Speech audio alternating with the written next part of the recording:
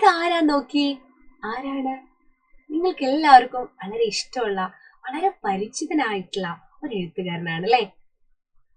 തന്നെ സുൽത്താൻ എന്ന് സ്വയം വിശേഷിപ്പിച്ച, ബേപ്പൂർ സുൽത്താൻ എന്ന് മലയാളികൾ വളരെ സ്നേഹത്തോടെ വിളിക്കുന്ന നമ്മുടെ പ്രിയപ്പെട്ട വൈക്കം മുഹമ്മദ് ബഷീർ.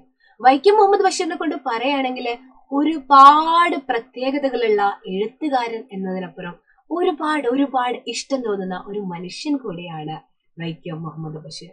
നിങ്ങൾ ഇതുവരെ ആടിനെ അജസുന്ദരി എന്ന് വിളിച്ചിട്ടുണ്ടോ? അജസുന്ദരി എന്നായിരുന്നു ബഷീർ ആടിനെ വിളിച്ചത്. പാത്തുമ്മയുടെ ആടൊക്കെ നിങ്ങൾ വായിച്ചതാണല്ലേ? അതിലെ രസകരമായിട്ടുള്ള കഥകളും കാര്യങ്ങളൊക്കെ നിങ്ങൾ അറിഞ്ഞിട്ടുണ്ട്. 100 രൂപ ബഷീറിന് കിട്ടിയാല് ബഷീർ എന്ത് ചെയ്യായിരുന്നു അറിയോ? 10 രൂപ ചില്ലറയാക്കിയിട്ട് ആടിന് തിന്നാൻ കൊടുക്കായിരുന്നു. എന്തൊരു മനുഷ്യനല്ലേ. അതേപോലെ അതില് അദ്ദേഹത്തിന്റെ പുസ്തകങ്ങളൊക്കെ ആട് തിന്നുന്നുണ്ട്, എന്നിട്ടും അദ്ദേഹം വലിയ മൈൻഡ് ആക്കുന്നൊന്നുമില്ല അല്ലെ?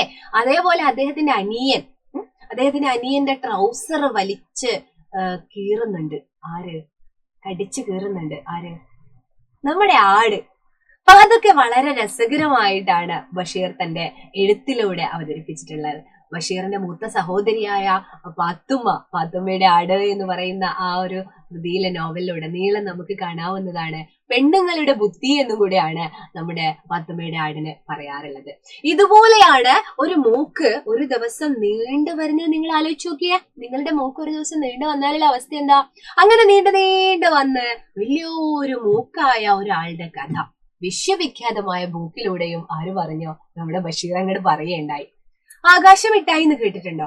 നിങ്ങളുടെ എന്റെയും പേര് എല്ലാവർക്കും എളുപ്പം വിളിക്കാൻ പറ്റുന്ന ചില പേരുകളാണ്, എല്ലാവരും കേട്ട പേരുകളായിരിക്കും അല്ലെ? എന്നാൽ ആകാശമിട്ടായി എന്ന് ഒരു കുട്ടിക്ക് ഇടാൻ വെച്ച പേരാണ്. പ്രേമലേഖനം എന്ന കഥയിലെ കേശവൻ നായരും സാറാമ്മയും കഥാപാത്രമായിട്ടുള്ള ആ ഒരു കഥയിലെ 2 കഥാപാത്രങ്ങളാണ് അവർക്ക് ഉണ്ടാവുന്ന കുട്ടിക്ക് ആകാശമിട്ടായി എന്നുള്ള പേര് വിളിക്കാൻ പോകുന്നത്. അപ്പോൾ ഇത്തരം കുഞ്ഞു രസകരമായ കാര്യങ്ങളൊക്കെ ആയിട്ടാണ് നമ്മുടെ ബഷീറിയൻ സ്റ്റൈലി എന്ന് വേണമെങ്കിൽ പറയാം